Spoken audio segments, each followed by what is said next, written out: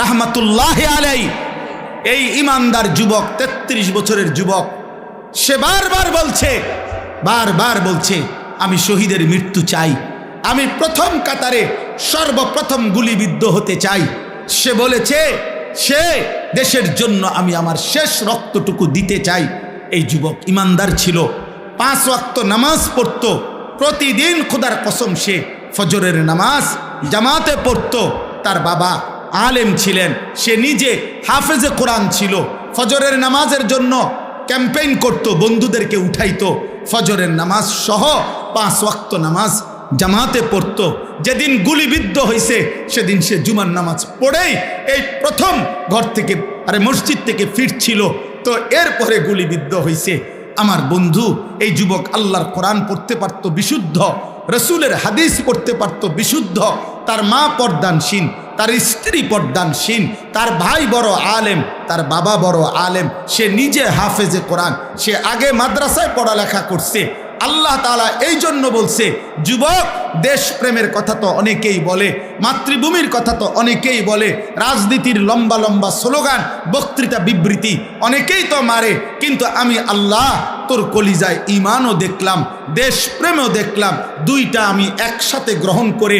তুমি হাদি চেয়েছিলে মাত্র 500 ভোট, সে বলেছিল এইবার আমি প্রার্থী হয়ে মাত্র যদি প্রথমবার 500 ভোট পাই তাইলেই আমি ভাগ্যবান মনে করব। আর শাজিমের মালিক আল্লাহ বলে, তোর ফজরের সেজদার বদৌলতে আমি আল্লাহ 18 কোটি মানুষের সমর্থন তোকে দিয়ে দিলাম, যা। সে চেয়েছে 500 সমর্থন, আল্লাহ বলছে যা 18 কোটি মানুষের সমর্থন যুবক তোমার জন্য দিলাম। কত হাফেজ, কত আলেম, কত মুফতি, কত মুহাদ্দিস, কত ফকিহ, কত পীর, কত বুজুর্গ, কত আউলিয়া, কত হাফেজে কোরআন, তালেবে এলেম, 90 বছরের বুড়া, 4 বছরের বাচ্চা, সবাই এই ইমানদার যুবকের জন্য অঝরে চোখের পানি ফেলে কাঁদছে কিনা বলো ভাই? আজকে আমি তার কবর জিয়ারত করছি, আজ আমি তার কবর জিয়ারত করে আসছি 11টা, 11:30টার দিকে। আপনার তখন আরেকটু পরে আপনার তখনও দেখছি অজস্র মানুষ তার কবর জিয়ারত করতেছে।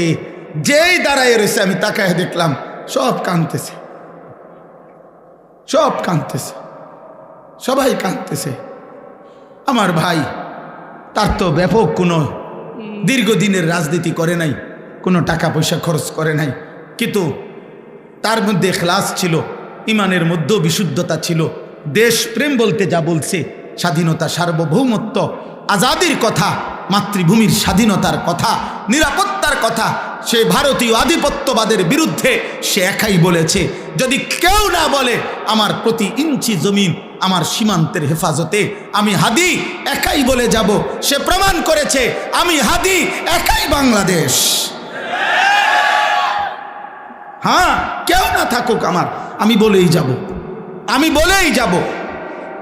এই জন্য আল্লাহ তাআলা এত কোটি মানুষের চোখের পানি তার জন্য ঝরাইছে যুবক। এই জন্য যুবক ভাই তোদেরকে বলি, মরিলে এমন মরা ময়ূর, বাঁচলে এমন বাঁচা বাইছ। যে মরণে চোখের পানি ঝরে, যে মরণে হাফেজ কাঁদে, আলেম কাঁদে, যে মরণে ইমাম কাঁদে, মুয়াজ্জিন কাঁদে, যে মরণে মুফতি কাঁদে, পীর কাঁদে, বুজুর্গ কাঁদে, সবাই কাঁদে। এমন মরাই ময়ূর। নারী দেখতে দেখতে ময়ূর না, ছবি দেখতে দেখতে ময়ূর না, আব্বা উলঙ্গ নাচ দেখতে দেখতে ময়ূর না, সেজদাবিহীন আল্লাহর নাফরমানি করে করে যদি মরে যাও আব্বা, তওবা না করো, আল্লাহ যদি মাফ না করে, খোদার কসম আখেরাত তো মিলবেই না। দুনিয়া, এই নাফরমান সন্তান মনে রাখিস আব্বা, দুনিয়া কোনো জানোয়ার তোকে স্মরণ করবে না। মানুষ তো দূরে থাক, নাফরমানকে পৃথিবী মনে রাখে না, পাপীকে পৃথিবী শ্রদ্ধা করে না, দুনিয়া নাফরমানকে সম্মান করে না। দুনিয়া ভোগ করা যায়, দুনিয়া ফেরাউনও ভোগ করছে, কিন্তু আজকে কোনো মানুষ পৃথিবীতে ফেরাউন এই নাম কোনো কুত্তার নামও রাখে না, নমরুদ এই নাম কোনো মানুষ কুত্তার নামও রাখে না, আবু জাহেল এই নাম কোনো মানুষ, আমার নবীর এই দুশ্মনের নাম কোনো কুত্তার নামও কেউ রাখে না। আবু লাহাব আমার নবীর এই দুশ্মনের নাম পৃথিবীর মানুষ কোনো কুত্তার নামও রাখে না। নাফরমানের নাম থাকে না। এ বাতে খাইতে পারবা, এ বেডি সাইবারি, হ্যাঁ চাও, অসুবিধা কি? দেখো নর্তকী দেখো, জিনাবে বিচারের দৃশ্য দেখো, নিজের হাত নিজের লজ্জাস্থানে নাপাক ব্যবহার করে নাপাক করো, বীর্যপাত হচ্ছে, অস্থিরতা করছো, নিজের শরীর নাপাক। হ্যাঁ, একদিন দেখবা আর ঘুম ভাঙ্গে না, একদিন দেখবা চোখ বন্ধ হয়ে গেছে, এই চোখ আর খুলবে না, আর খুলবে না, আর খুলবে না। সেদিন বুঝবা স্বার্থপর এই দুনিয়া কাউকে মনে রাখে না, কাউকে না, কাউকে না, কাউকে মনে রাখে না। আমি অনুরোধ করলাম 1450 বছর আগে এক যুবক, কৃষ্ণাঙ্গ ছিল, কালো, হাবশি, গোলাম, কৃতদাস, কালো চেহারার, কিন্তু আল্লাহকে রাজি করে গেছে, 5 ওয়াক্ত নামাজের সেজদা দিছে। আমার নবী সাল্লাল্লাহু আলাইহি সাল্লামের ভালোবাসা কলিজার মধ্যে ভরা ছিল। আরশে আজিমের মালিক বলছে, আল্লাহ বলছে আমি তোকে গ্রহণ করলাম। তো 1450 বছর পরেও পৃথিবীর লক্ষ কোটি ইমানদারের সন্তানের নাম বেলাল। বেলাল দেশে দেশে, বেলাল পৃথিবীর প্রান্তে প্রান্তে। বেলালের কোনো দেশ নাই, বেলালের কোনো সীমান্ত নাই। বেলাল পৃথিবীর এই প্রান্তে, বেলাল পৃথিবীর ওই প্রান্তে, সর্বত্র। এই একদিন মনে রাখো আব্বা, শহীদ শরীফ উসমান হাদি রাহমাতুল্লাহ আলাইহি, এই ইমানদার যুবকের নামও ইনশাআল্লাহ 1000 বছর পরে আমার বাংলার মাটিতে যেই সন্তান জন্ম নিবে, সেও বুঝ হওয়ার পরে শহীদ শরীফ উসমান হাদির নাম তার কলিজায় রব বসায় দিবে। 1000 বছর পরের প্রজন্ম তাকে চিনবে। মনে রাখো, এই পৃথিবীর তৃতীয় উসমান, উসমান হাদি, যে পৃথিবীতে সোনার অক্ষরে যার নাম লিখে গেল, তৃতীয় উসমান সে। প্রথম উসমান, উসমান ইবনে আফফান, ইসলামের তৃতীয় খলিফা। দ্বিতীয় উসমান, 650 বছর এই পৃথিবীতে ওসমানী খেলাফত, তুর্কি খেলাফত, অটোমান সাম্রাজ্যের প্রতিষ্ঠাতা ওসমান গাজী, তিনিও 650 বছর এই পৃথিবীতে ইসলামী খেলাফত ছিল, উসমানী খেলাফত। এই খেলাফতের যিনি প্রতিষ্ঠাতা ছিলেন তার নামও ছিল উসমান গাজী। উসমান সে দ্বিতীয় উসমান, আর এই তৃতীয় উসমান শহীদ শরীফ উসমান হাদি রাহমাতুল্লাহ আলাইহি। গোটা পৃথিবীতে ইনশাআল্লাহ তার নাম আলোচিত হবে। হ্যাঁ, রাজনীতি আগেও কেউ করছে, পরেও কেউ করবে, কিন্তু কলিজার এত পানি, চোখের এত পানি আর কেউ ঝরাইতে পারবে না। আল্লাহ আমাদেরকে কবুল করে নেন। এজন্য যুবক নষ্ট হইও না, চরিত্রহীন হইও, নারী দেখে দেখে শেষ হইও না। আজকে সেজদা করো। নবী সাল্লাল্লাহু আলাইহি সাল্লামের এই কথার কোনো জবাব দিতে পারতাম। কিয়ামতের দিন আল্লাহর নবী আমল নামা দেখে জিজ্ঞেস করবে, উম্মত আনিসুর রহমান, আমার উম্মত তুমি 365 দিনে, খোদার 1 বছরে একদিনও ফজরের নামাজ পড়লা না? তুমি আমার উম্মত, তুমি আমার উম্মত। 30 বছর টানা সুদে খাইলা, 60 বছর বয়স তোমার, প্রতিদিন বিড়ি সিগারেটে খাইয়া গেলা, তুমি আমার উম্মত। 60 বছরও মনে পড়ে না এটা গুনাহ?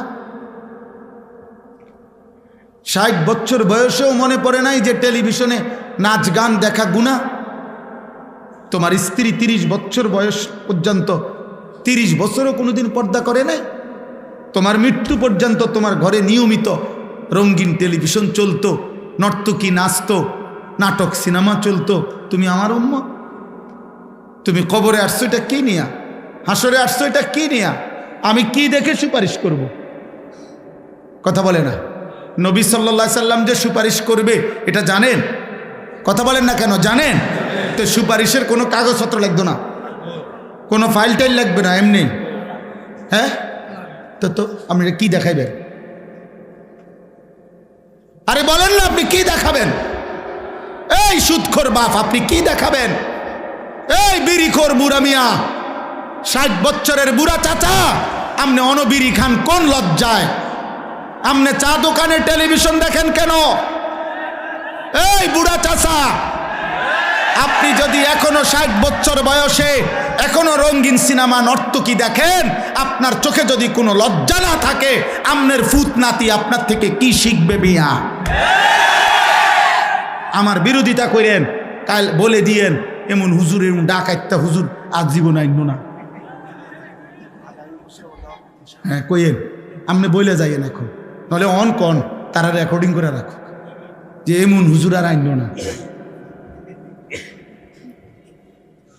এই রুম ঢাকায় হুজুর তো দেখছি না, কিন্তু আপনি বলেন এই বুড়া চাচার এখনো লজ্জা হওয়ার সময় হয় না? আপনার 60 বছরও আপনার শরম হইতো না?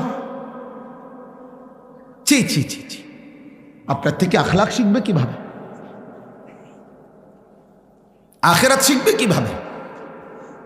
প্রজন্ম চোখের সামনে শেষ হয়ে যাচ্ছে, আমাদের চোখের সামনে আমাদের ছেলে মেয়েরা চরিত্রহীন হয়ে যাচ্ছে, এক ওয়াক্ত নামাজ পড়ে না, মুসলমানের ঘরে রাত আসলে ঘুমা।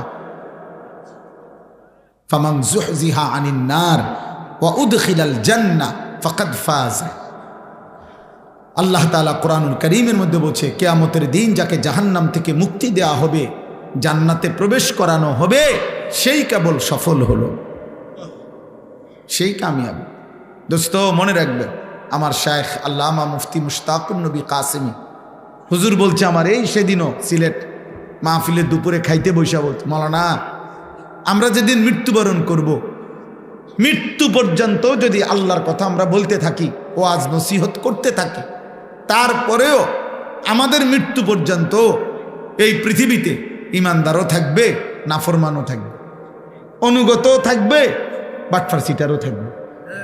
বলে আর না, আমরা যদি আর কষ্ট মষ্ট করে আর 6টা মাস ঠিক মতো ওয়াজটা করে যাইতে পারি, মানুষ সব দিনদার হইয়া জোনায়েদ বাগদাদি হয়ে যাবে, এরকম বলে? তাইলে পৃথিবীতে আলো অন্ধকার, ইমানদার নাফরমান, অনুগত অবাধ্য, জালেম মজলুম থাকবেই, এই পাপী থাকবেই, নেককারও থাকবেই, সেজদাওয়ালাও থাকবে, সেজদা ছাড়াও থাকবে। কিন্তু আমি মরে গেলে যদি আমার কবর ক্ষতিগ্রস্ত হয়, আখিরাত ক্ষতিগ্রস্ত হয়, সেটা শুধরাবো কি? আমার মৃত্যুর পরে হইতে পারে এই লোক আমার পরবর্তী কারো কথায় হয়তো বদলায় গেছে, কিন্তু আমার যদি আখিরাত নষ্ট হয়, আমার যদি কবরের সামান না হয়, আমার যদি পরকাল সুন্দর না হয়, কথা বলেন। নবী সাল্লাল্লাহু আলাইহি ওয়াসাল্লাম সাহাবায়ে কেরামকে নিজের ব্যাপারে, সাহাবায়ে কেরামকে এই সবক দিছে, এই পৃথিবীর সবার ব্যাপারে তুমি অজুহাত দেখাইতে পারো শেষ পর্যন্ত, কিন্তু আল্লাহ তাআলা কোরআনুল কারীমের মধ্যে নবীজিকে বলছে, লা তুকাল্লাফু ইল্লা নাফসাকা। বন্ধু, প্রত্যেকের ব্যাপারে আপনি কোনো না কোনো কারণ দর্শাইতে পারবেন। আবু তালেব কেন কালেমা পড়ল না, আপনার চাচা হয়েও আপনি বলতে পারবেন যে ইয়া রব্বুল আলামিন, আমি 10 বছর টানা ওনাকে বলছি, মৃত্যুর সময়ও বলছি, চোখের পানি অজরে ফেলছি, উনি কালেমা পড়ে নাই। অমুকে কেন আপনার ছেলে, আপনার মেয়ে নূহ আলাইহিস সালাম 950 বছর বলার পরেও ওনার ছেলে কেনআন কালেমা পড়ে নাই। তো প্রত্যেকের ব্যাপারে আপনি কোনো না কোনো অজুহাত দেখাইতে পারবেন। আমি বলছি, এমনি এমনি চেষ্টা করছি, কিন্তু আপনার আমার নিজের ঈমান, নিজের নামাজ, নিজের সেজদা, নিজের গোলামি, নিজের হালাল হারাম আপনি কেন পালন করতে পারলেন না, এটার কারণে কি যুক্তি দেখাবেন?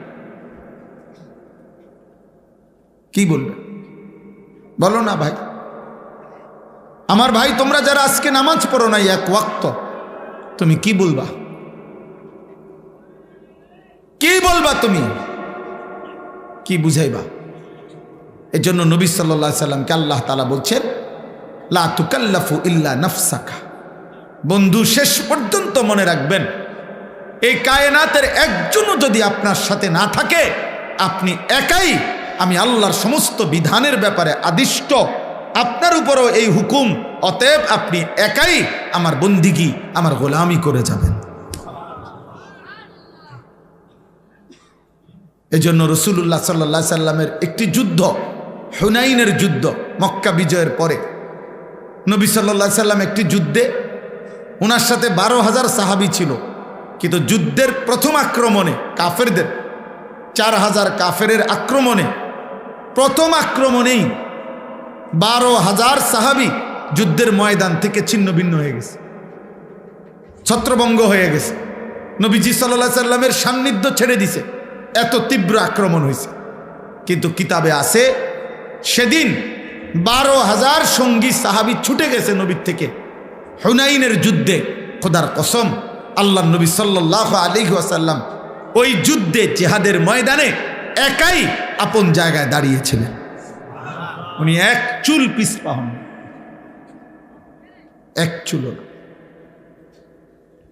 নবী সাল্লাল্লাহু আলাইহি সাল্লাম সরে নাই, কারণ ওই যে শরীয়তের বিধান, উনি এ কথা বলার কোনো সুযোগ নাই যে আমার সাথে 12,000 লোক ছিল না বলে আমি দৌড় দিছি।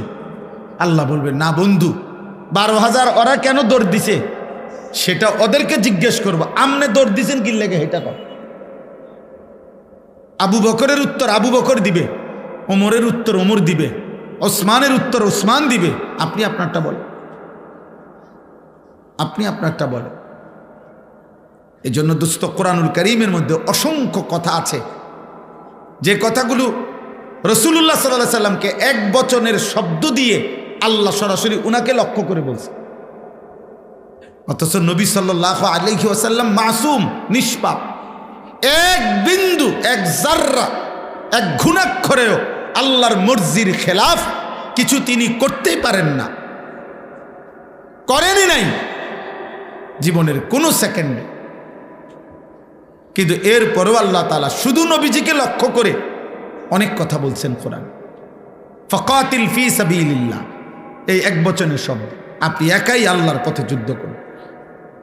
নবীজিকে আল্লাহ বলছে লা ইন আশরাকতা লা ইয়াহবাতান্না আমালুকা। নবীজিকে বলছে, বন্ধু আপনি যদি শিরিক করেন আমি আপনার পুরা জিন্দেগীর সমস্ত আমল একসাথে নষ্ট করে দেব। নবীজিকে বলছে ওয়ালা তাজআল মা'আল্লাহি ইলাহান আখার। নবীজিকে বলছে সাবধান, আমি আল্লাহর সাথে কাউকে মিলাবেন না, শিরিক করবেন না। আপনাকে বলছি নবী, ফাতুলকা ফি জাহান্নামা মালুমান মাদহুরা। সাংঘাতিক কথা, যদি আপনি রাসূল শিরিক করেন তাহলে আপনাকেও অপমানিত করে জাহান্নামে ছুঁড়ে ফেলা হবে। কাকে বলছে? রাসূলুল্লাহ সাল্লাল্লাহু আলাইহি সাল্লামকে। বুঝেন, দিন আল্লাহ তাআলা নবী সাল্লাল্লাহু আলাইহি সাল্লামকে পালনের ব্যাপারে কি পরিমাণ কঠোরতা করছে। কোরআনুল কারীমের মধ্যে আছে ওয়ালাউ তাকাওয়ালা আলাইনা বা'দাল আকাবিল লা আখাযনা মিনহু বিল ইয়ামিন সুম্মা লাকাতা'না মিনহুল ওয়াতিন। এই আয়াত সাংঘাতিক। তাফসীরের মধ্যে আছে এই আয়াত যখন নাজিল হইছে নবীজি কাঁপছে, কাঁপা উঠছেন নবীজি। আল্লাহ বলছে বন্ধু আপনাকে বলছি, আপনি আমার শ্রেষ্ঠতম রাসূল, মাহবুব আমার। আপনি যদি আমি আল্লাহর নামে একটা কথা সামান্য বাজ, মানে কিছু সামান্য কথাও যদি বানিয়ে বলেন, আমি বলি নাই, আপনি আমার নামে চালাই দিলেন, আমি আল্লাহ বলি নাই, এমন সামান্য কথাও যদি আপনি বলেন, হাতটা দেন। আল্লাহ তাআলা বলছেন আমি আপনার ডান হাত এভাবে টেনে ধরবো, ডান হাত টানলে মাথা আসবে আর আপনার কল্লাটা আপনার শরীর থেকে আলাদা করে ফেলবে। আপনি পড়ে দেখেন এটা তর্জমা। নবীকে বলছেন, নবী আমি আপনার হাত টেনে ধরব এবং আপনার গর্দান আপনার দেহ থেকে আলাদা করে ফেলব। কি অর্থ এটার? কাকে বলছে বুঝছেন? এটা তা আমাদের হালাত কি? কোরআনুল কারীমের মধ্যে আছে নবীজি সাল্লাল্লাহু আলাইহি সাল্লাম জীবনে একবার একজন অন্ধ সাহাবী নবীজির কাছ থেকে দিন শিখতে আসছে। নবীজি তখন মক্কার কুরাইশ কাফেরদেরকে দাওয়াত দিচ্ছিলেন। নবীজি ওনার দিকে তাকাইয়া ভাবছেন ও তো আমার পক্ষেরই লোক, আমার সাহাবী, তাকে আমি পরে বলি। তো ফলে ওনার থেকে চেহারা তাকাইয়া আবার ফিরে গেছেন, দিয়া কাফেরদেরকে দাওয়াত দিচ্ছিলেন। আল্লাহ তাআলা কোরআনুল কারীমের সূরা নাজিল করে নবী সাল্লাল্লাহু আলাইহি সাল্লামের এই আচরণ সংশোধন করে দিয়েছেন।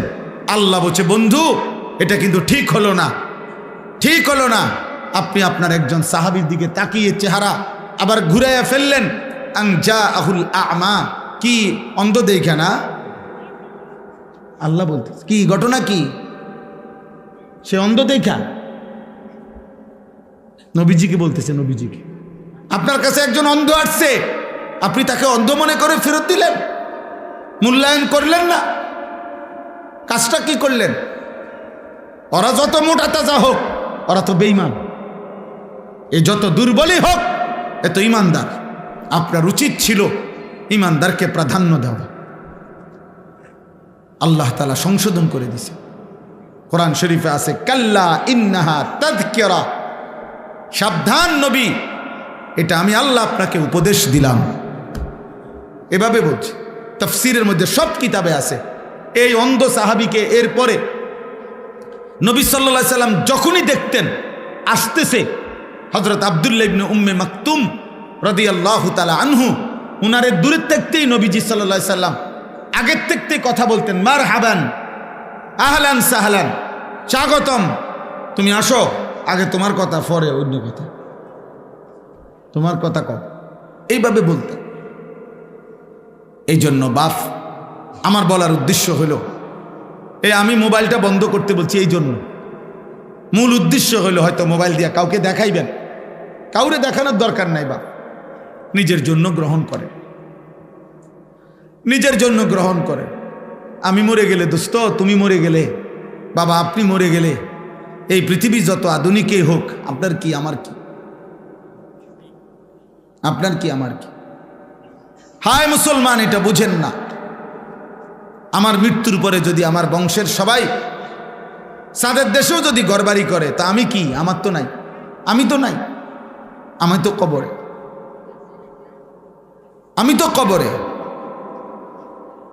কিয়ামতের দিন যদি নবী সাল্লাল্লাহু আলাইহি সাল্লামের সুপারিশে, মনে করেন হাসরের ময়দানের 100 কোটি মানুষ, কথার কথায়, তো সকলকেই আল্লাহ নবীর সুপারিশে জান্নাত দিছেন, শুধু একজন ব্যক্তিকে আল্লাহ তাআলা জাহান্নাম দিছে মনে করেন, তো সেই একজন যদি আমি আনিসুর রহমান হই, তাহলে বাকি সবাই জান্নাতে গেলে আমার কি লাভ? আমার কি লাভ তখন? ঠিক আছে, ওরা সবাই জান্নাতে গেছে, আমি তো জাহান্নামী হলাম, তখন বাকিদের জান্নাতে যাওয়ার দ্বারা জাহান্নামী ব্যক্তি এইটা নিয়ে বলবে, যাক আমি জাহান্নামে জ্বলতেছি, আমার ফুত তো বেহেশতে গেছে, এটা নিয়ে কইব? আমি জাহান্নামী হইলাম আর কি, যাক আমার বউ তো জান্নাতে গেছে, এটা নিয়ে বলবে? বরং আফসুস করবে, আফসুস, আফসুস করবে। এই জন্য কোরআনুল কারীমের মধ্যে আল্লাহ তাআলা বলছেন, ইয়াউমা তুকাল্লাবু ওয়ুজুহুহুমুন নার, জাহান্নামী বান্দা, কিয়ামতের দিন জাহান্নামের আগুনে তোমাদের গাল, তোমাদের চেহারা, কড়াইয়ের উত্তপ্ত তেলের মধ্যে যেভাবে মাছ এই পিঠ ওই পিঠ করে ভাজে, খোদার কসম তোমাদের গাল, তোমাদের চেহারা জাহান্নামের আগুনের মধ্যে উলট পালট করে পোড়াইতে থাকবে।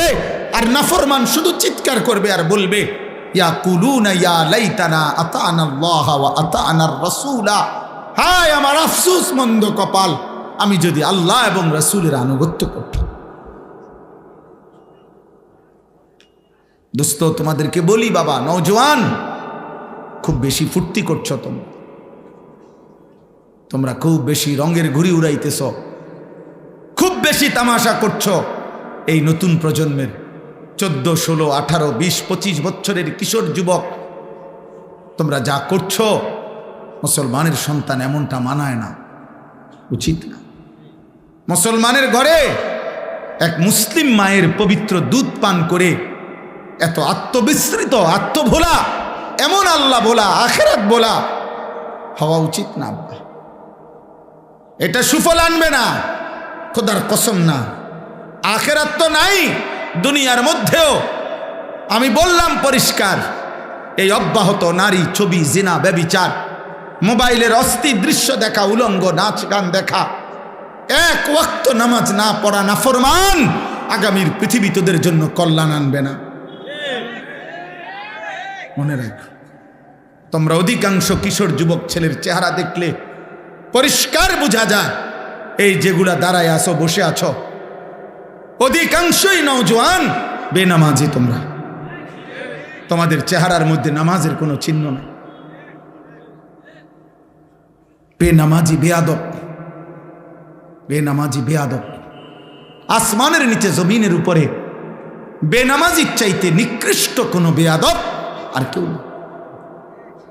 যার কপালে সেজদা নাই সে পৃথিবীর যেই কোনো নিকৃষ্ট জানোয়ারের চাইতেও নিকৃষ্ট। জানোয়ার এজন্য সেজদা দেয় না, কারণ কোনো জানোয়ারের উপরে সেজদার হুকুম নাই। মানুষ নামের এই জানোয়ারকে আল্লাহ সেজদা দিতে বলছে, অথচ সে সেজদা দেয় না, এই জন্য এইটা জানোয়ারের চাইতেও নিকৃষ্ট। কুত্তা এই জন্য সেজদা দেয় না, কুত্তার উপরে সেজদার বিধান নাই। শূকর এই জন্য সেজদা দেয় না, শূকরের উপরে সেজদার বিধান নাই। ছাগল গরু এই জন্য সেজদা দেয় না, তাদেরকে আল্লাহ সেজদা দিতে বলে নাই। আব্বা তোমারে বলছে, তোমারে বলছে বাপ। এজন্য আসমানের নিচে জমিনের উপরে আল্লাহর কোরআনে আল্লাহ বলছে, ফাখালাফা মিন বাদিহিম খালফুন, সর্বনিকৃষ্ট মানুষ। কোরআন শরীফের আয়াত, সবচেয়ে নিকৃষ্ট মানুষ আল্লাহ বলছে কারা? আল্লাহ বলছে আদাউস সালাহ, এক যারা তাদের নামাজ নষ্ট করে, দুই ওয়াত্তাবাউস শাহওয়াত, যারা তাদের শাহওয়াত মনের হারাম চাহিদা, কুবাসনা, মনের চাহিদা শুধু পূরণ করে, আল্লাহর বিধান, রসুলের বিধান, হালাল হারামের বিধান কোনো পরোয়া করে না। খোদার কসম আল্লাহ বলছে তারা সর্বনিকৃষ্ট প্রজন্ম, ওরা নিকৃষ্ট নিকৃষ্ট নিকৃষ্ট নিকৃষ্ট বেটা। অতএব বেনামাজি ছেলেরা, তোমরা যারা আজকে সারা দিনে এক ওয়াক্ত নামাজ পড়ো নাই, নাফরমান, তুমি চলে গেলে ভালো হয়। যাও এখান থেকে সরো, যা বেটা নাফরমান, চলে যা বেটা। তোর মতো নাফরমানের ভালোবাসা দিয়ে আমি কি করবো? আমি কি ভোটে দাঁড়াইছি বেটা? আমি কি ভোটে প্রার্থী? আমি কি নির্বাচনের গণসংযোগে আসছি বেটা? তামাশা দেখা কি করবা? হুজুরের কি করবা? মুসলমানের ঘরে এমন নিকৃষ্ট সন্তান কেমনে হইলা? 365 দিনে খোদার এক বছরে কোনোদিন ফজরের নামাজ পড়লা না, এত বড় জানোয়ার কেমনে হইলা? এত বড় জানোয়ার হইলা কেমনে? তোর মা তোকে দুধ পান করায় নাই? তোর মা তোকে আল্লাহ চিনায় নাই? তোর বাপ তোকে বলে নাই? তোর মক্তবের হুজুর তোকে বলে নাই? তোদের গ্রামের মসজিদে আজান হয় না? তোদের পাড়ায় মহল্লায় তোর সামনে আর কেউ নামাজ পড়ে না নাফরমান? তুই মুসলমানের ঘরে ঘুমাস না বেটা? তোর কোনো অভিভাবক নাই বেটা? হ্যাঁ, সিনেমার ওই নর্তকী তোর অভিভাবক বেটা? মোবাইলের ওই উলঙ্গ নারী, ফুটবলের খেলোয়াড়, ক্রিকেটের খেলোয়াড়, ইউরোপ আমেরিকার কোনো বেঈমান? বলো আব্বা, জন্ম মুসলমানের ঘরে, চুল রাখলা কেন বেঈমানের মতো করে? তোর আব্বা ভুলে গেলি কেন বেটা? এই নাফরমান, বাপ ভুলে গেলে তার পরিচয় থাকেনি বেটা। বল বেটা, একটা ছেলে বল, এই চুল কার মতো রাখছ বেটা? মাথা নোয়াইলে কি হবে বেটা? মুসলমানের ঘরে জন্ম নিছ কিনা বেটা? দাঁড়ায় বল বেটা। অপদার্থ মুশরিক বেঈমানের মতো, কোন ইহুদি বেঈমান, কোন খ্রিস্টান বেঈমান, কোন মুরতাদ, কোন আল্লাহর দুশমন, কোন বেঈমানের মতো চুল রাইখা মুসলিম পরিচয় দাও কোন লজ্জায়, কোন শরমে বেটা, কোন শরমে? ছি ছি ছি বেটা, ছি। সেজদাবিহীন কপাল যাদের, তোদের কপালে থুতু মারলাম। থু তোর কপালে, থু তোর কপালে থুতু দিলাম। তুই রবের দুশমন, ইসলামের দুশমন, আল্লাহর দুশমন। আমার নবী সাল্লাল্লাহু আলাইহি সাল্লামের 23 বছরের চোখের পানির কোনো কদর করলা না। আমার নবীর তায়েফের প্রতি ফোঁটা রক্তের কোনো কদর করলা না। আমার নবীর উহুদের ধান্দান শহীদ করা রক্তের কোনো কদর করলা না। যে নবী আমার পেটে পাথর বাঁধছে উম্মতের জন্য ক্ষুধার কষ্টে, হাসরের ময়দানে তিনি জিজ্ঞেস করবে, উম্মত তুই কি শুনুস নাই? উম্মত আমি না তোর জন্য তায়েফে এত রক্ত ঝরাইছি। মক্কার কাফের বেটা, নবীজির রক্ত মাখা তায়েফের রক্তাক্ত দেহ, মক্কার সবচেয়ে বড় কাফের উতবা, নবীর বড় দুশ্মন ছিল যে ব্যক্তি মৃত্যু পর্যন্ত, আবু জেহেল আবু লাহাবের সাথে উতবা নামে এই কাফের সর্দার সর্বপ্রথম আমাদের নবী সাল্লাল্লাহু সাল্লামকে তায়েফ থেকে নবী যখন ফিরে আসছে মাঝ পথে রক্ত মাখা দেহ তখনও মুছে নাই। খোদার কসম কিতাবে আছে এই উতবা নবীকে দেখছে প্রথম এই কাফের সর্দার। এরই ভাতিজাত নবীজি আজকে 11 বছর নবীর বিরোধিতা করে গেছে মক্কায়, কিন্তু তায়েফ থেকে নবী ফিরে আসছে উতবার বাগানে নাখলা নামক জায়গায়, মক্কা এবং তায়েফের মাঝামাঝি জায়গায়। নবী সাল্লাল্লাহু আলাইহি সাল্লাম যখন ঢুকছে তখন উতবা বাগানে ছিল। সে দূর থেকে তাকাইয়া দেখছে ভাতিজার সারা দেহে রক্ত মাখা, তায়েফ থেকে ফিরে আসছে। আল্লাহর কসম কিতাবে লিখছে সে তো কালেমা পড়ে নাই, কিন্তু এই কাফের সর্দার নবীজির রক্ত মাখা দেহ দেখা চিৎকার দিয়া কাঁদছে আর বলছে, তায়েফবাসী, আজ 11 বছর আমরা আমাদের ভাতিজার বিরোধিতা করি, কিন্তু কোনোদিন তাকে এভাবে মারি নাই।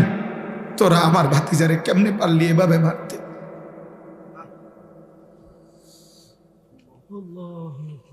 আমার ভাতিজারে কেমনে মারলি? আমার এতিম ভাতিজারে কেমনে মারলি? আর তোদের চেহারা দেখে কি মনে হয় আব্বা? কার মতো চুল রাখলা? অধিকাংশ ছেলে দাঁড়াইলে যদি জিজ্ঞাসা করেন যে সারাদিনে একবার পেশাব করে পানি নিছনি, নাফরমান বলবে না। টয়লেট পেপার চিনুনি না, আল্লাহকে একটা সেজদা দিছুনি না। সারাদিন সারা রাত মোবাইলে শুধু নারী ছবি, উলঙ্গ দৃশ্য, অস্থির জিনা ব্যভিচারের দৃশ্য। আহা, নারী ছাড়া লজ্জাস্থান যারা, তার জীবনের আর কিছু নেই। তার জীবনের একটাই যে লজ্জাস্থান যে একটা আছে, এটার চাহিদা পুরো। একটা পেশাবের রাস্তার কাছে এই কাপুরুষ হেরে গেছে। এই কাপুরুষ পেশাবের রাস্তার কাছে হেরে গেছে। এই কি যুদ্ধ করবে? এই ইসলামের জন্য কি করবে? এ তো সামান্য পেশাবের রাস্তার শাহওয়াত, লজ্জাস্থানের চাহিদা। এর জন্যই এই সারাদিন রাত নারী দেখে, ছবি দেখে, উলঙ্গ দৃশ্য দেখে। এ কি খাবারের চাহিদা পূরণ করে এটা দিয়া? তৃষ্ণার চাহিদা পূরণ করে এটা দিয়া? শরীরের মধ্যে সুস্থতা আনে এটা দিয়া? ভিটামিনের জন্য এটা? তো কি চাচা বলেন? তার লজ্জাস্থানের চাহিদা। আর কি? তাইলে বেটা কাপুরুষ, তুই বেটা পেশাবের রাস্তার কাছে হারিয়ে গেছ। তোর মতো আকামলা দিয়া পৃথিবীতে হবে কি বেটা? বল বেটা।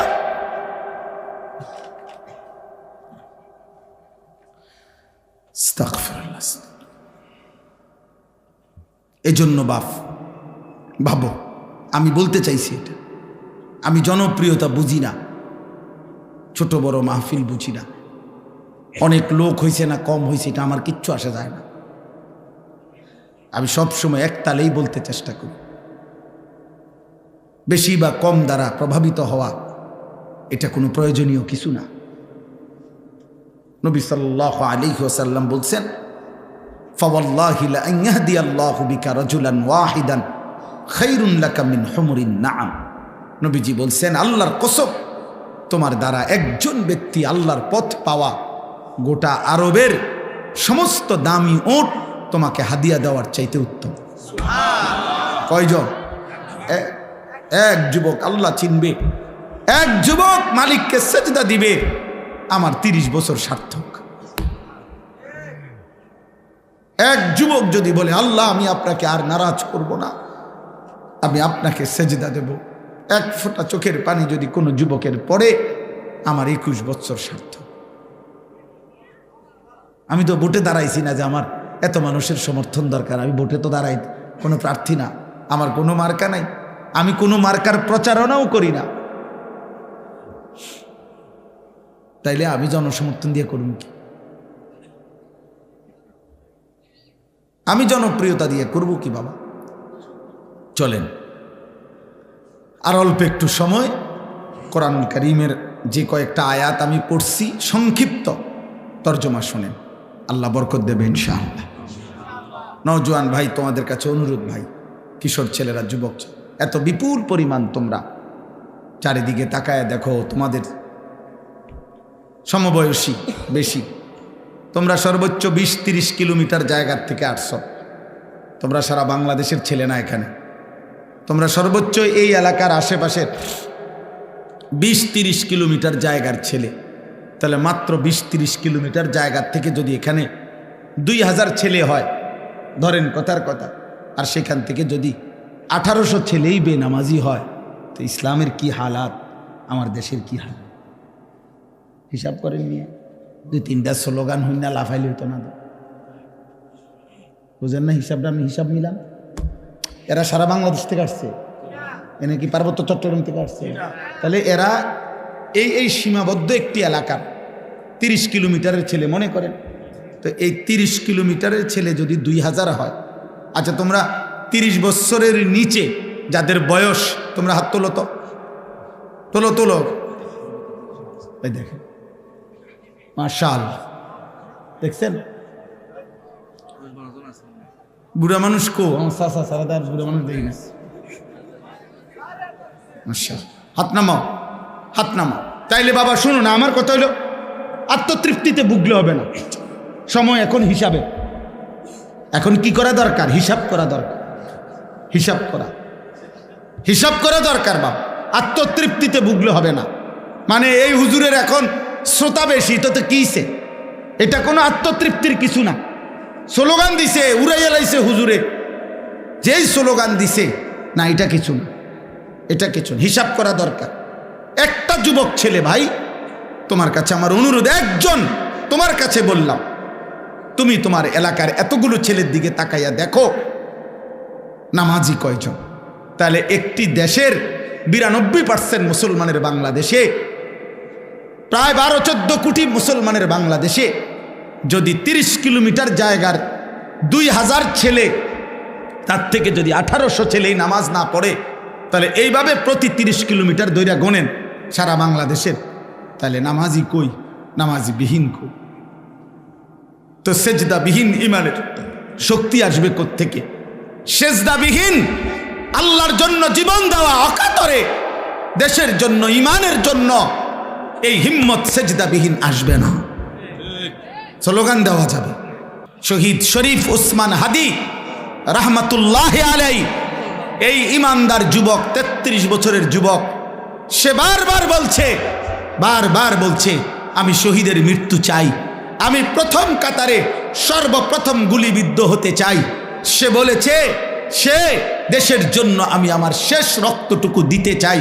এই যুবক ইমানদার ছিল, 5 ওয়াক্ত নামাজ পড়তো প্রতিদিন, খোদার কসম সে ফজরের নামাজ জামাতে পড়তো। তার বাবা আলেম ছিলেন, সে নিজে হাফেজে কোরআন ছিল, ফজরের নামাজের জন্য ক্যাম্পেইন করত, বন্ধুদেরকে উঠাইতো, ফজরের নামাজ সহ 5 ওয়াক্ত নামাজ জামাতে পড়তো। যেদিন গুলিবিদ্ধ হয়েছে সেদিন সে জুমার নামাজ পড়েই এই প্রথম ঘর থেকে, মসজিদ থেকে ফিরছিল, তো এরপরে গুলিবিদ্ধ হয়েছে। আমার বন্ধু এই যুবক আল্লাহর কোরআন পড়তে পারতো বিশুদ্ধ, রসুলের হাদিস পড়তে পারতো বিশুদ্ধ, তার মা পর্দানশীন, তার স্ত্রী পর্দানশীন, তার ভাই বড় আলেম, তার বাবা বড় আলেম, সে নিজে হাফেজে কোরআন, সে আগে মাদ্রাসায় পড়ালেখা করছে। আল্লাহ তাআলা এই জন্য বলছে, যুবক দেশপ্রেমের কথা তো অনেকেই বলে, মাতৃভূমির কথা তো অনেকেই বলে, রাজনীতির লম্বা লম্বা স্লোগান, বক্তৃতা, বিবৃতি অনেকেই তো মারে, কিন্তু আমি আল্লাহ তোর কলিজায় ঈমানও দেখলাম, দেশপ্রেমও দেখলাম, দুইটা আমি একসাথে গ্রহণ করে। তুমি হাদি চেয়েছিলে মাত্র 500 ভোট, সে বলেছিল এইবার আমি প্রার্থী হয়ে মাত্র যদি প্রথমবার 500 ভোট পাই তাইলেই আমি ভাগ্যবান মনে করব। আর শাজিমের মালিক আল্লাহ বলে, তোর ফজরের সেজদার বদৌলতে আমি আল্লাহ 18 কোটি মানুষের সমর্থন তোকে দিয়ে দিলাম, যা। সে চেয়েছে 500 সমর্থন, আল্লাহ বলছে যা, 18 কোটি মানুষের সমর্থন যুবক তোমার জন্য দিলাম। কত হাফেজ, কত আলেম, কত মুফতি, কত মুহাদ্দিস, কত ফকিহ, কত পীর, কত বুজুর্গ, কত আউলিয়া, কত হাফেজে কোরআন, তালেবে এলেম, 90 বছরের বুড়া, 4 বছরের বাচ্চা, সবাই এই ইমানদার যুবকের জন্য অঝরে চোখের পানি ফেলে কাঁদছে। কাঁদছি কিনা বলো ভাই? আজকে আমি তার কবর জিয়ারত করছি। আজ আমি তার কবর জিয়ারত করে আসছি 11টা সাড়ে 11টার দিকে। আপনার তখন আরেকটু পরে আপনার তখনও দেখছি অজস্র মানুষ তার কবর জিয়ারত করতেছে। যেই দাঁড়ায় রয়েছে আমি তাকায় দেখলাম সব কাঁদতেছে, সব কাঁদতেছে, সবাই কাঁদতেছে। আমার ভাই, তার তো ব্যাপক কোনো দীর্ঘদিনের রাজনীতি করে নাই, কোনো টাকা পয়সা খরচ করে নাই, কিন্তু তার মধ্যে ইখলাস ছিল, ইমানের মধ্যেও বিশুদ্ধতা ছিল। দেশপ্রেম বলতে যা বলছে, স্বাধীনতা, সার্বভৌমত্ব, আজাদির কথা, মাতৃভূমির স্বাধীনতার কথা, নিরাপত্তার কথা, সে ভারতীয় আধিপত্যবাদের বিরুদ্ধে সে একাই বলেছে। যদি কেউ না বলে আমার প্রতি ইঞ্চি জমিন আমার সীমান্তের হেফাজতে, আমি হাদি একাই বলে যাব। সে প্রমাণ করেছে আমি হাদি একাই বাংলাদেশ। হ্যাঁ, কেউ না থাকুক আমার, আমি বলেই যাব, আমি বলেই যাব। এই জন্য আল্লাহ তাআলা এত কোটি মানুষের চোখের পানি তার জন্য ঝরাইছে যুবক। এই জন্য যুবক ভাই, তোদেরকে বলি, মরিলে এমন মরা ময়ূর, বাঁচলে এমন বাঁচা বাইছ। যে মরণে চোখের পানি ঝরে, যে মরণে হাফেজ কাঁদে, আলেম কাঁদে, যে মরণে ইমাম কাঁদে, মুয়াজ্জিন কাঁদে, যে মরণে মুফতি কাঁদে, পীর কাঁদে, বুজুর্গ কাঁদে, সবাই কাঁদে। এমন মরাই ময়ূর। নারী দেখতে দেখতে ময়ূর না, ছবি দেখতে দেখতে ময়ূর না, আব্বা উলঙ্গ নাচ দেখতে দেখতে ময়ূর না, সেজদাবিহীন আল্লাহর নাফরমানি করে করে যদি মরে যাও আব্বা, তওবা না করো, আল্লাহ যদি মাফ না করে, খোদার কসম আখেরাত তো মিলবেই না। দুনিয়া, এই নাফরমান সন্তান, মনে রাখিস আব্বা, দুনিয়া কোনো জানোয়ার তোকে স্মরণ করবে না। মানুষ তো দূরে থাক, নাফরমানকে পৃথিবী মনে রাখে না, পাপীকে পৃথিবী শ্রদ্ধা করে না, দুনিয়া নাফরমানকে সম্মান করে না। দুনিয়া ভোগ করা যায়, দুনিয়া ফেরাউনও ভোগ করছে, কিন্তু আজকে কোনো মানুষ পৃথিবীতে ফেরাউন এই নাম কোনো কুত্তার নামও রাখে না। নমরুদ এই নাম কোনো মানুষ কুত্তার নামও রাখে না। আবু জাহেল এই নাম কোনো মানুষ, আমার নবীর এই দুশ্মনের নাম কোনো কুত্তার নামও কেউ রাখে না। আবু লাহাব আমার নবীর এই দুশ্মনের নাম পৃথিবীর মানুষ কোনো কুত্তার নামও রাখে না। নাফরমানের নাম থাকে না। এ বাতে খাইতে পারবা, এ বেডি সাইবারি, হ্যাঁ চাও, অসুবিধা কি? দেখো নর্তকী, দেখো জিনাবে বিচারের দৃশ্য দেখো, নিজের হাত নিজের লজ্জাস্থানে নাপাক ব্যবহার করে নাপাক করো, বীর্যপাত হচ্ছে, অস্থিরতা করছো, নিজের শরীর নাপাক। হ্যাঁ, একদিন দেখবা আর ঘুম ভাঙ্গে না, একদিন দেখবা চোখ বন্ধ হয়ে গেছে, এই চোখ আর খুলবে না, আর খুলবে না, আর খুলবে না। সেদিন বুঝবা স্বার্থপর এই দুনিয়া কাউকে মনে রাখে না, কাউকে না, কাউকে না, কাউকে মনে রাখে না। আমি অনুরোধ করলাম 1450 বছর আগে এক যুবক, কৃষ্ণাঙ্গ ছিল, কালো, হাবশি, গোলাম, কৃতদাস, কালো চেহারার, কিন্তু আল্লাহকে রাজি করে গেছে, 5 ওয়াক্ত নামাজের সেজদা দিছে। আমার নবী সাল্লাল্লাহু আলাইহি সাল্লামের ভালোবাসা কলিজার মধ্যে ভরা ছিল। আরশে আজিমের মালিক বলছে, আল্লাহ বলছে আমি তোকে গ্রহণ করলাম। তো 1450 বছর পরেও পৃথিবীর লক্ষ কোটি ইমানদারের সন্তানের নাম বেলাল। বেলাল দেশে দেশে, বেলাল পৃথিবীর প্রান্তে প্রান্তে। বেলালের কোনো দেশ নাই, বেলালের কোনো সীমান্ত নাই।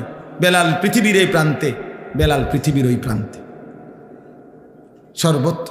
এই একদিন মনে রাখো আব্বা, শহীদ শরীফ উসমান হাদি রাহমাতুল্লাহ আলাইহি, এই ইমানদার যুবকের নামও ইনশাআল্লাহ 1000 বছর পরে আমার বাংলার মাটিতে যেই সন্তান জন্ম নিবে, সেও বুঝ হওয়ার পরে শহীদ শরীফ উসমান হাদির নাম তার কলিজায় রব বসায় দিবে। 1000 বছর পরের প্রজন্ম তাকে চিনবে। মনে রাখো, এই পৃথিবীর তৃতীয় উসমান, উসমান হাদি, যে পৃথিবীতে সোনার অক্ষরে যারা নাম লিখে গেল, তৃতীয় উসমান সে। প্রথম উসমান, উসমান ইবনে আফফান, ইসলামের তৃতীয় খলিফা। দ্বিতীয় উসমান, 650 বছর এই পৃথিবীতে উসমানী খেলাফত, তুর্কি খেলাফত, অটোমান সাম্রাজ্যের প্রতিষ্ঠাতা ওসমান গাজী, তিনিও 650 বছর এই পৃথিবীতে ইসলামী খেলাফত ছিল, উসমানী খেলাফত। এই খেলাফতের যিনি প্রতিষ্ঠাতা ছিলেন তার নামও ছিল উসমান গাজী। উসমান সে দ্বিতীয় উসমান, আর এই তৃতীয় উসমান শহীদ শরীফ ওসমান হাদি রহমতুল্লাহ আলাই। গোটা পৃথিবীতে ইনশাআল্লাহ তার নাম আলোচিত হবে। হ্যাঁ, রাজনীতি আগেও কেউ করছে, পরেও কেউ করবে, কিন্তু কলিজার এত পানি, চোখের এত পানি আর কেউ ঝরাইতে পারবে না। আল্লাহ আমাদেরকে কবুল করে নেন। এজন্য যুবক নষ্ট হইও না, চরিত্রহীন হইও, নারী দেখে দেখে শেষ হইও না। আজকে সেজদা করো। নবী সাল্লাল্লাহু আলাইহি সাল্লামের এই কথার কোনো জবাব দিতে পারতাম। কিয়ামতের দিন আল্লাহর নবী আমল নামা দেখে জিজ্ঞেস করবে, উম্মত আনিসুর রহমান, আমার উম্মত তুমি 365 দিনে, খোদার 1 বছরে একদিনও ফজরের নামাজ পড়লা না? তুমি আমার উম্মত, তুমি আমার উম্মত 30 বছর টানা সুদে খাইলা। 60 বছর বয়স তোমার, প্রতিদিন বিড়ি সিগারেটে খাইয়া গেলা। তুমি আমার উম্মত, 60 বছরও মনে পড়ে না এটা গুনাহ? 60 বছর বয়সেও মনে পড়ে নাই যে টেলিভিশনে নাচ গান দেখা গুনাহ? তোমার স্ত্রী 30 বছর বয়স পর্যন্ত, 30 বছরও কোনোদিন পর্দা করে নাই? তোমার মৃত্যু পর্যন্ত তোমার ঘরে নিয়মিত রঙিন টেলিভিশন চলতো, নর্তকী নাচতো, নাটক সিনেমা চলতো। তুমি আমার উম্মত। তুমি কবরে আসছো এটা কি নিয়া? হাসরে আসছো এটা কি নিয়া? আমি কি দেখে সুপারিশ করব? কথা বলে না। নবী সাল্লাল্লাহু আলাইহি সাল্লাম যে সুপারিশ করবে এটা জানেন? কথা বলেন না কেন? জানেন তো? সুপারিশের কোনো কাগজপত্র লাগবে না, কোনো ফাইল টাইল লাগবে না, এমনি। হ্যাঁ, তো আপনি কি দেখাইবেন? আরে বলেন না, আপনি কি দেখাবেন? এই সুদখোর বাপ, আপনি কি দেখাবেন? এই বিড়িখোর বুড়া মিয়া, 60 বছরের বুড়া চাচা, আপনি অনবিড়ি খান কোন লজ্জায়? আপনি চা দোকানে টেলিভিশন দেখেন কেন? এই বুড়া চাচা, আপনি যদি এখনো 60 বছর বয়সে এখনো রঙিন সিনেমা নর্তকী দেখেন, আপনার চোখে যদি কোনো লজ্জা না থাকে, আমনের ফুত নাতি আপনার থেকে কি শিখবে মিয়া? আমার বিরোধিতা করেন, কাল বলে দিয়েন এমন হুজুর, এমন ডাকাইত্যা হুজুর আজীবন আইন না। হ্যাঁ কইেন, আপনি বলে যাইয়েন এখন, নাহলে অন কন তারা রেকর্ডিং করে রাখো যে এমন হুজুর আর আইন না। এই রুম ঢাকায় হুজুর তো দেখছি না,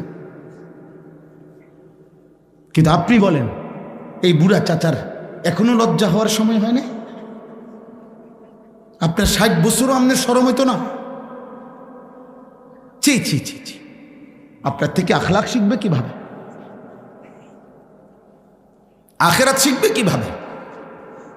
প্রজন্ম চোখের সামনে শেষ হয়ে যাচ্ছে, আমাদের চোখের সামনে আমাদের ছেলে মেয়েরা চরিত্রহীন হয়ে যাচ্ছে। এক ওয়াক্ত নামাজ পড়ে না, মুসলমানের ঘরে রাত আসলে ঘুমা। আমি জীবনে একবার, আমার আব্বারে জীবনে একবার বলছিলাম, আব্বা আমি এই মাদ্রাসায় পড়বো না, আরেকটা মাদ্রাসায় আমারে ভর্তি করায় দেন। আমার আব্বা বলছিল, ফুত পরের লোকমা ভাত আমার ঘরে খাইও না, সাবধান। পরের লোকমা দিতে নিষেধ করছে, যে বাইর তোমার জেনে মনে কর ফললে পড়ো, না ফললে বাদ দাও, কিন্তু আমার ঘরে এক লোকমা ভাত খাইও না। কসম খোদার, চোখের পানি ফেলতে ফেলতে পরে মাদ্রাসায় গেছি গাজে, এই বাপ বাদ দিত না।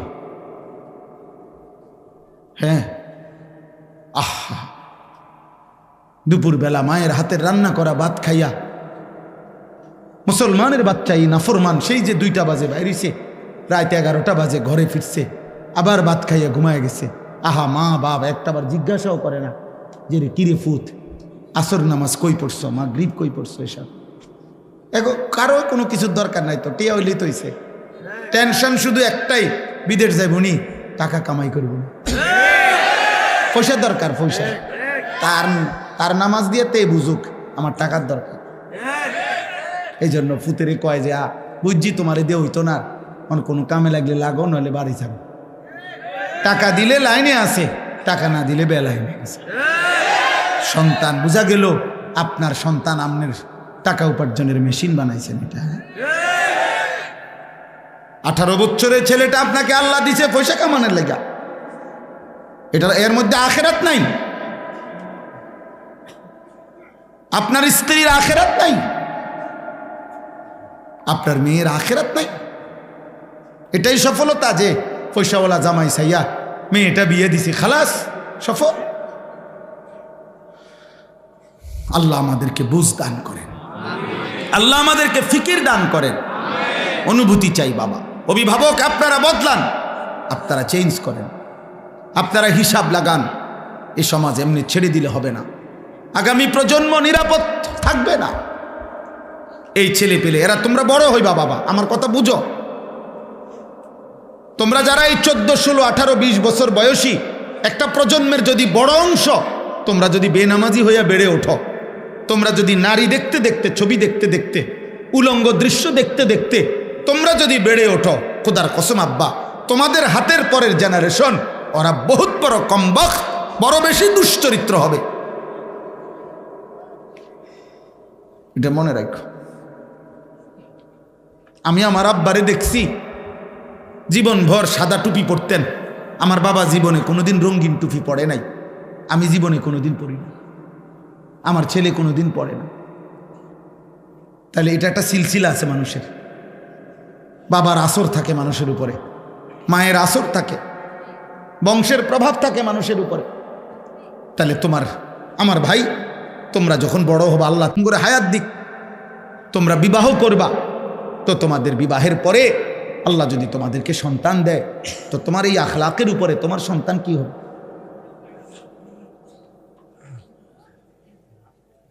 বলো ভাই।